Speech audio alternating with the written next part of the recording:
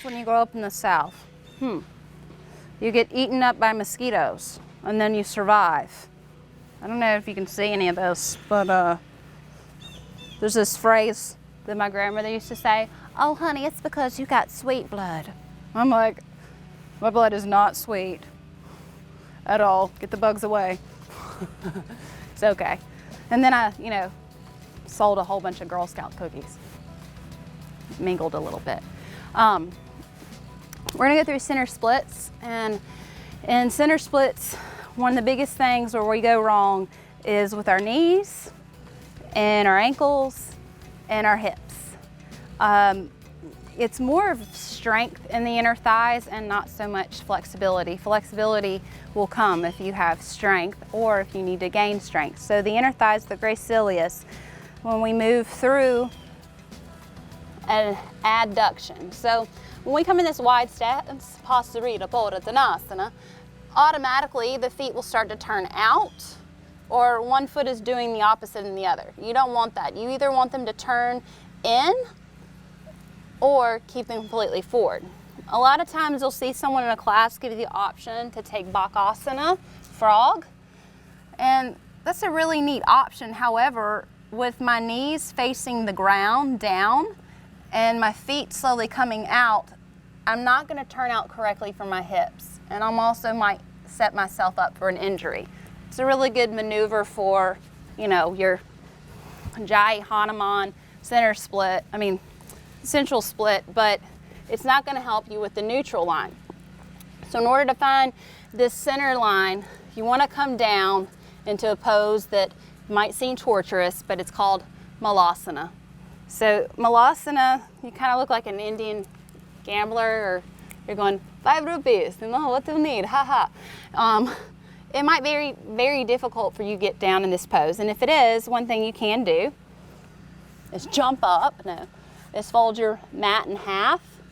You can even use something more than that, like a blanket, or if you have a wedge will help, but not a wedgie, to help lift and keep you in this posture. A lot of times it's because your tailbone has such a posterior tilt that it's very hard to get down. So if you can master this and get your sit bones onto the ground, then congratulations, you're on your way to doing a center split. If not, turn this video off and scream very loud, literally, and then turn it back on. Okay, you're back. All right, now, starting from this center line, moving down. So here's our Malasana, here's our squat, then the fingertips down. If you can't get your hands on the ground, blocks are necessary. Make sure you're making the line of your pelvic floor. And as you come down, you want to keep turning the toes in. So as I turn the toes in, watch what your kneecaps are doing. They're automatically going to want to face down, but you don't want them to face down. You want to start turning them slightly forward, but not to face the ceiling.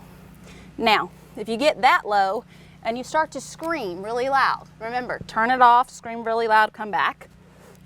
You can use the block or two to help you, and you can rest upon the block. And I like resting upon the block in the center line, honestly, because I start to notice what hip is looser and what hip is tighter, but not necessarily the hips, the inner thighs, the adduction. So my left side is a lot looser than my right side, and this doesn't really feel like anything right now, and I'm just kind of chilling out.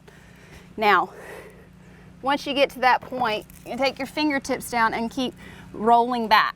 If you can put a wall behind you and do this, it makes it a lot easier to get to. And then eventually everything will come down. And you might scream a little bit louder. All right, there's no dramatic way that looks beautiful to come out of this, but if you toe heel in, come back to this Malasana squat, there you are. And if you don't have the Malasana squat yet, then hold this pose. That's why holding poses of Hatha yoga, the base of all yoga, meaning yin and yang. So the yin side of yoga is holding the postures so the fascious tissue can release itself. If you were to take all the muscles, all the ligaments, all the bones out of your body, you'd just be left with a whole bunch of tissue. Kind of freaky to look at that though. Maybe Leonardo da Vinci liked it. But this posture here will take you on that road. Also, doing postures to help strengthen the inner thighs. So you can move through this movement so you're getting that adduction. You really want to strengthen the central line and the psoas. Always the psoas, right? Namaste. Oh yeah, wait a minute, I'm supposed to say something like, please follow me on Google Plus and Facebook, so you can learn more about all this fun stuff you can do. Okay. Wow. Subscribe so you can go, ah! Namaste.